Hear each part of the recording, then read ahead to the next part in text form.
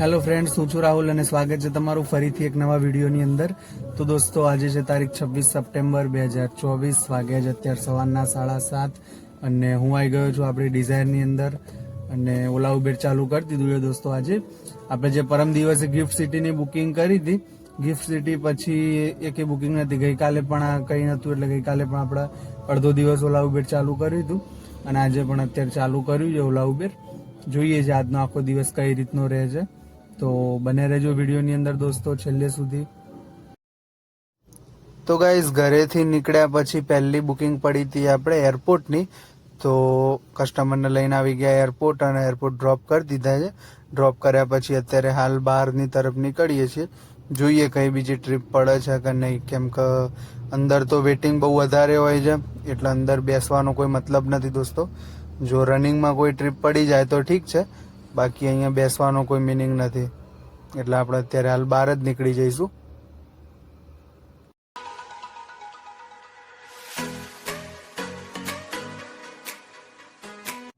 તો ગાઈઝ, કસ્ટમરને ડ્રોપ કર્યા પછી જેવા બહાર નીકળતા હતા એટલામાં આપણા ફોનમાં બીજી એક ટ્રીપ પડી જે ઇન્ટરસિટી છે. એટલે કઈ જગ્યાની જે તો મને ખબર નથી, પણ હવે આપણે ફટાફટ જઈશું અરાઇવલ તરફ. અરાઇવલમાં જઈને આપણા જે કસ્ટમરની જે બીજી ટ્રીપ પડી છે એમને પિકઅપ કરીશું.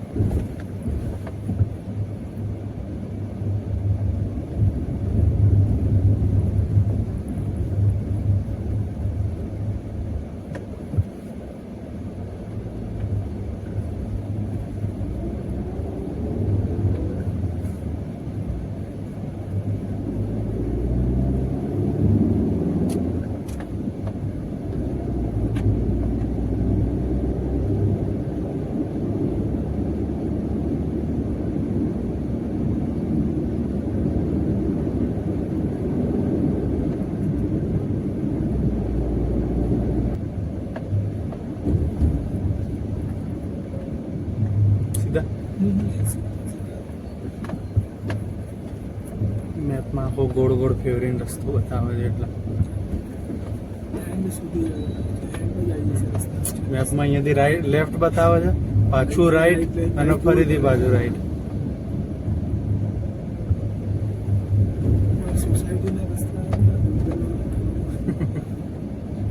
એટલું બધું પરફેક્ટ નથી. ગૂગલ ની અંદર મેપમાં પ્રોબ્લેમ છે જ અત્યારે. હા, જે લોંગ રસ્તો હશે ને એ પેલો બતાવે છે. ખબર ના હોય તો ચાલે, પણ આ તો હા એ જ ને. કોઈ હોય નહીં જેવું જોયું ના હોય. તમે પોતે બી નવા હોવ તો ફેરવીને જ જવાના છે. ખબર હોય એટલે બરાબર. બાકી ગૂગલ જે ગાડી આગળ પડી છે ને એટલે આગળ સાઈડ કઈ વાન છે? હા, લેફ્ટ સાઈડ વાળી.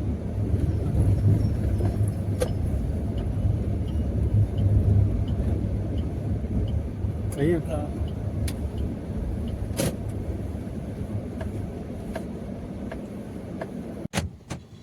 તો ગાઈસ ગાડીમાં સીએનજી પતી ગયો હતો, તો આપણે નડિયાદમાં સીએનજી પુરાઈ દીધો છે. તો ગાઈસ આજે બીજો દિવસ છે, 27 તારીખ છે, અને ગઈકાલ આપણે નડિયાદમાં હતા. નડિયાદ સાંજ સુધી બેઠા હતા. સાંજ સુધી કોઈ ટ્રીપ નથી પડી. પછી સાંજે મને નડિયાદથી ટ્રીપ પડી રિટર્ન અમદાવાદની, બાવળાની હતી. એટલે બાવળા જવાનું થયું, બરોબર છે. અમદાવાદ આવ્યો બાવળા, પછી ત્યાંથી મને બીજી તરત ટ્રીપ પડી ગઈ હતી કાલુપુરની. પણ ગેસ ટ્રાફિક એટલો સખત હતો ને કે પછી એમાં બહુ વાર લાગી ગઈ, અને મારે ઘેર આવતા આવતા લગભગ રાતના 10:30-11 વાગી ગયા હતા.